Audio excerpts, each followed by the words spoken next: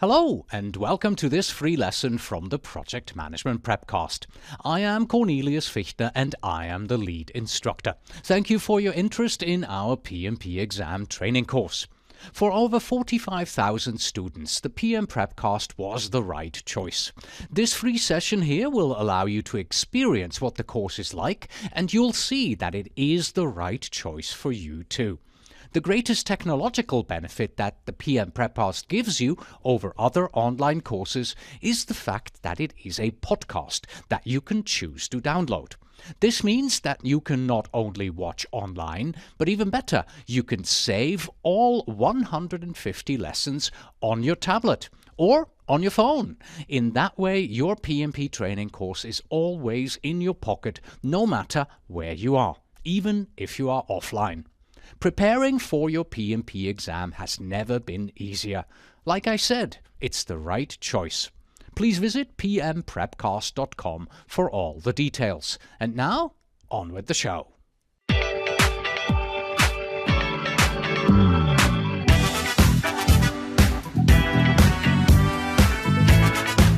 Hello and welcome to the Project Management Prepcast, where the PMP exam gets easier and easier.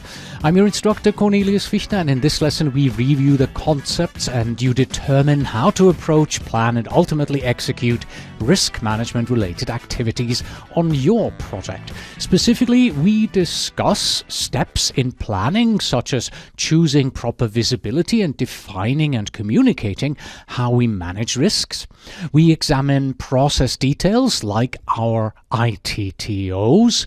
We look at what the risk management plan contains and why it is important. We'll also open up the risk breakdown structure to see what it is and how it is used, and how and why probability and impact are defined in the risk management plan. Here is our usual process groups and knowledge area mapping. We are in project risk management, and as the process name implies, we are in the planning process group for this knowledge area. And obviously, plan risk management, the process here is defined as the process of defining how to conduct risk management activities for a project. If you would like to follow along, please turn to pages 401 and to 408 in the PMBOK guide. The main concept that you should remember is that in this process we are not interested in planning how you manage the actual individual risks. Instead, we are interested in planning how to approach and execute the risk management activities on your project. For instance, how will we identify our risks? How will we define probability and impact of risks that we have identified? What techniques will we employ to define risk response strategies, and how will we monitor our risks during the life of our project? In other words, we want to create the risk management plan. What are some of the benefits of risk planning? Well, by planning your risk management approach early in the project lifecycle, you ensure that risk management receives the appropriate visibility to the stakeholders and corresponds with the size and strategic importance of your project.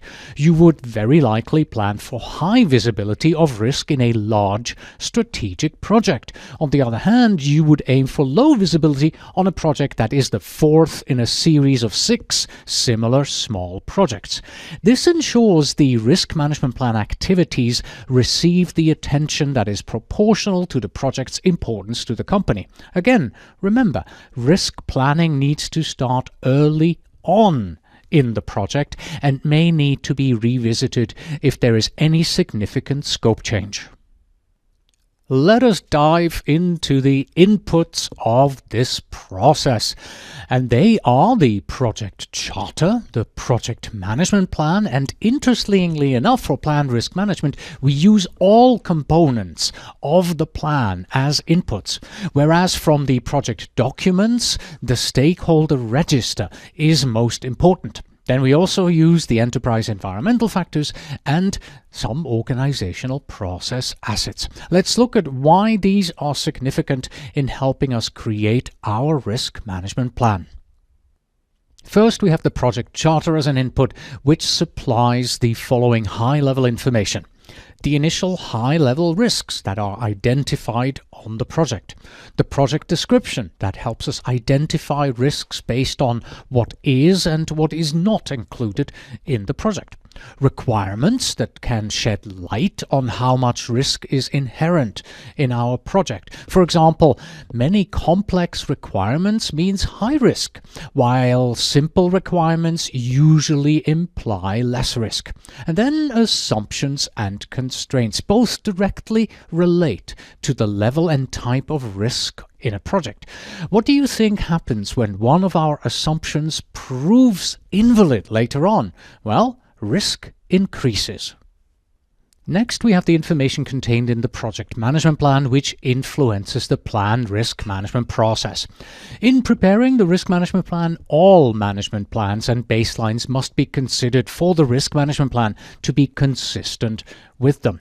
So let's review then some of the reasons why these subsidiary components within the project management plan are important. First, the more complex our cost management plan is, the more inherent risk there is on something going wrong in managing our cost. We would want to know the aggressiveness of schedule objectives within the schedule management plan as an indication of the risk of meeting those objectives, and the communications management plan can help us answer questions on how many and with whom we have to communicate. And since one of the biggest problems on many projects is poor communication, there is a strong connection between planning communication and decreasing risk. Also, all baselines, such as the scope, schedule, and cost baseline, should be taken into consideration. The methodology outlined in each of these plans is essential, since these are all risk-affected areas. Next, we have the project documents, and an important one among these project documents is the stakeholder register. The lessons about project communication and stakeholder management explain how the stakeholder register contains details about the project's stakeholders. So why is the stakeholder register important to risk management planning? Well, this document informs the project manager based on power, role, and level of interest which stakeholders are likely to impact the project. Stakeholders with high potential impact likely need and expect to be involved in the planning of risk management activities. Since they typically can provide or limit resources, their ability to influence risk is substantial. Secondly, the stakeholder register contains the classification of the project stakeholders. Are they supporters, resistors, or champions? Risk planning includes information about who may cause risks, like a resistor, and who can reduce risks, like a champion. In essence, this information helps the project manager to associate a level of risk to a stakeholder. The better the project manager knows their stakeholders and level of influence, the more effective and purposeful risk planning is. It is also useful in determining roles and responsibilities for managing the risk on the project, as well as setting the risk threshold for the project. The relevant information from the enterprise environmental factors that we want as an input here are the risk attitudes of both the stakeholders as well as the sponsoring organization. There are three themes that influence these risk attitudes. First, how much uncertainty will an organization take in anticipating a reward from a project? In other words, what is their risk appetite? Second, what is the measurable amount of acceptable risk, or in other words, what is the risk tolerance, the degree or volume of risk an organization will withstand? And third, at what point does my risk become unacceptable? What is my risk threshold? For example, it may be acceptable if a project were 5% over budget, but not be 15% over budget. Knowing these areas and amounts of risk an organization is willing to accept helps to identify the impact of risk and determine what strategies to use. So, how much risk would you accept? Well, depending on what company you work for, you would likely have a different answer. A young and dynamic startup company is very likely to take on higher risk. They are willing to try out new technology, to boldly go where no man has gone before in order to reap the greatest rewards. They are risk seekers. Whereas older, established companies, on the other hand, may be more reluctant to behave in this way. They may be conservative and have less tolerance towards risk. They tend to be risk-averse and avoid enormous levels of risks. Again, knowing how much risk an organization is willing to accept is key in risk planning. And this once again shows that it's interesting to know what inputs we have to these processes, but understanding why we have them and how to use them to our benefit on the projects, that's really key. It is worth noting that companies themselves have a certain approach in how they manage risk, and this approach is documented and defined in the organizational process assets. Let's take a look at a few, beginning with the company's policies and procedures manual that documents how risk management is to be performed. A company might have defined risk categories or even a complete listing of possible risks on certain project types, possibly organized in a risk breakdown structure. Some companies have a glossary with definitions of risk terms that you can use to educate your stakeholders in risk management. Or a company may also have standard templates for risk management activities. These may be as simple as just a template for your risk register. But wait, there is more, because we also have to consider the company's documented roles and responsibilities for risk management, or the company's definition on levels of authority when it comes to making decisions on risks. And of course, let's not forget that your company may have ready-made risk management plans. Lastly, a wealth of information about risk management can be obtained from reviewing project lessons learned repositories and interviewing experienced project managers. The good thing about organizational process assets is that they exist. They represent best practices within your company from past projects and make your life easier. They make your life easier because you don't have to reinvent all these assets from scratch. We are moving on to the tools and techniques to help us plan for our ascent. There are 3 tools and techniques in the planned risk management process that use the inputs that we just described. And these tools and techniques are expert judgment, data analysis, and meetings. Normally, we review these in the order that you see them here, but this time, let's start with data analysis and then discuss the other 2 together. Data analysis is used to establish the overall risk management context. One important technique is stakeholder analysis, which is used to determine the risk appetite of the stakeholder, again, determining how much uncertainty they will take on.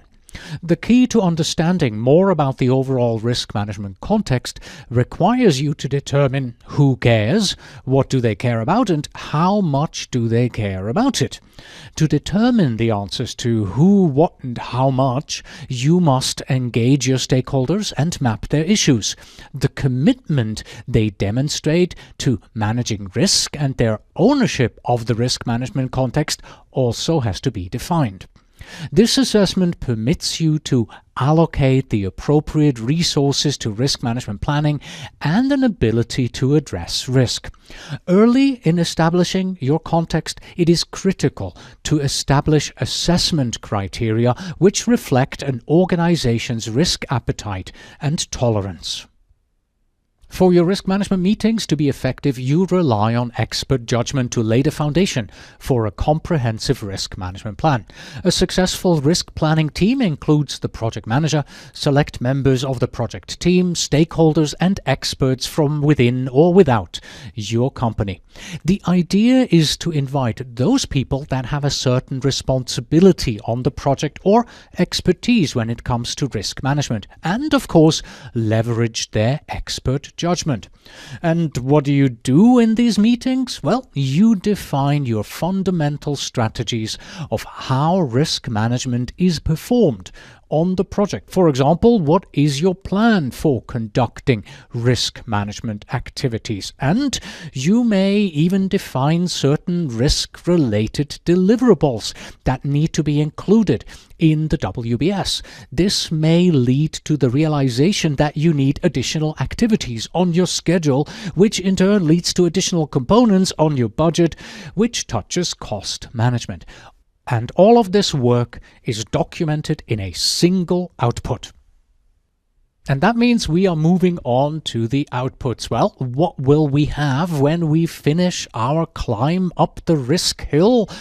You can probably guess what that single output is. It is, of course, the risk management plan.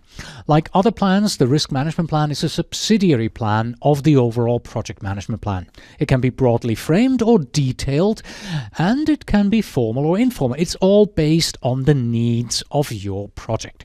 The risk management plan is vital to communicate to the stakeholders and get their approval and support to ensure proper execution of the risk management activities.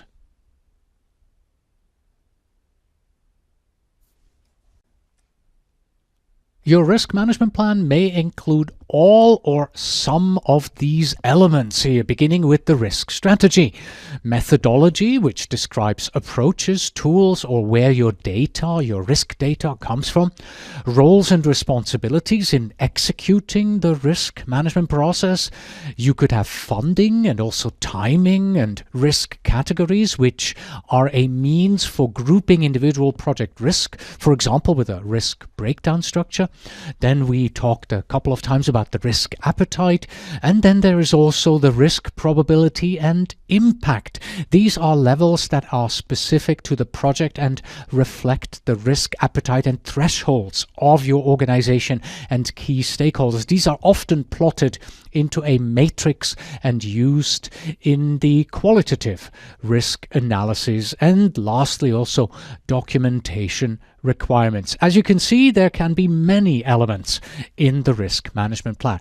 At its core, the risk management plan tells you how risk management is structured and performed on your project. Again, we are not talking about how to respond to individual risks. We are talking about how to manage the overall approach to risk management as a major process on your project. Now that we have seen what's in the plan, let's examine a few points in more detail. I think I've mentioned a couple of times already that a common way to structure risk categories is with a risk breakdown structure, an RBS. And like all the other breakdown structures, the RBS is a graphical, hierarchical structure of your risk categories. You could have high-level categories, such as business, infrastructure, technical, or project management, and these are then again subdivided into low-level categories. An organization may have a generic RBS to be used for all projects, or each project has a tailored RBS with many more or fewer levels. It all really depends on your project. The RBS is a great tool to make people aware that there is a multitude of sources. The RBS is a great tool to make people aware that there are a multitude of sources where risks may arise, and it helps put risk management at the forefront of people's thoughts.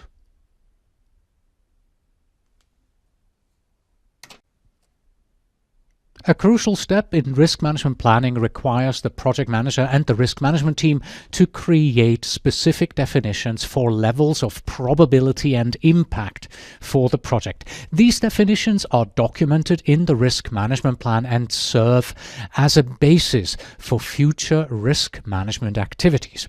These definitions are therefore required before we can perform the qualitative and quantitative analysis of risks, which we cover in another lesson. And as with many things, one size doesn't fit all when it comes to defining probability and impact. While we apply the organizational process assets, we benefit from the experience of other project managers and risk management experts to help us create definitions that are specific and tailored to our project's context. Since risk can have both positive and negative impacts, our definitions and the tools we use to define probability and impact should be able to account for each type of impact, so positive and negative. And lastly, relative terms like high, medium, and low, and numerical values are commonly used both individually and together in defining levels of probability and impact.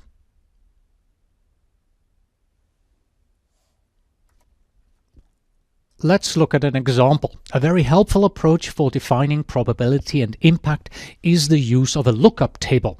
Let's assume that our company uses a 5-point scale to define the impact that a risk may have on the overall project. We now have to define what the ratings of risk 1, 2, 3, 4, 5 actually means. Let's see how this would work in such a lookup table. Here we go.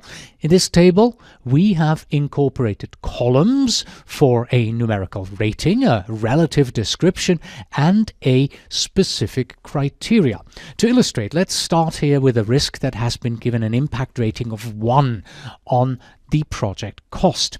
This rating and its impact is classified as very low, and the specific criteria that defines the impact as equal to 1 or very low is a cost deviation of less than or equal to 3% of the total cost. Similarly, if we have a risk that is rated 2, that means here in our table that this rating and its impact to cost is described as low, since the cost overrun was above 3% but does not exceed 10% of total budget. And as you may expect, the rest simply follows in a very similar fashion.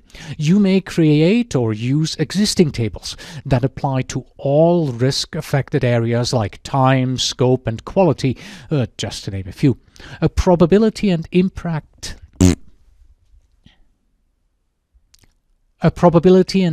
matrix or table is a very common example where both probability and impact are considered in combination. The levels and criteria for such a matrix are often set by the organization, again based on a variety of factors such as risk tolerance and attitudes. We discussed this table in greater detail in the lesson on perform qualitative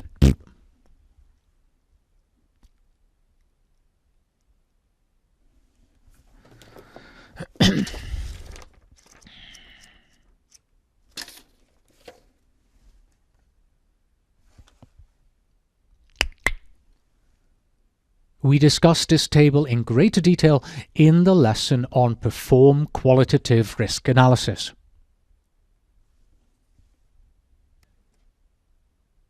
And that's it, and here are the key takeaways from this process.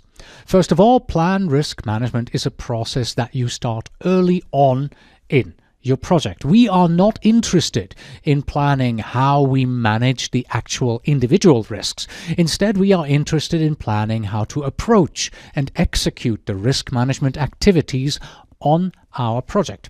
By planning your risk management approach early on, we ensure that risk management receives the appropriate visibility to the stakeholders and corresponds with the size and strategic importance of the project in the organization overall.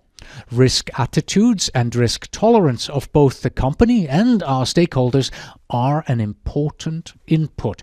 And the risk management plan is our only output. It tells us how risk management is structured and performed on the project.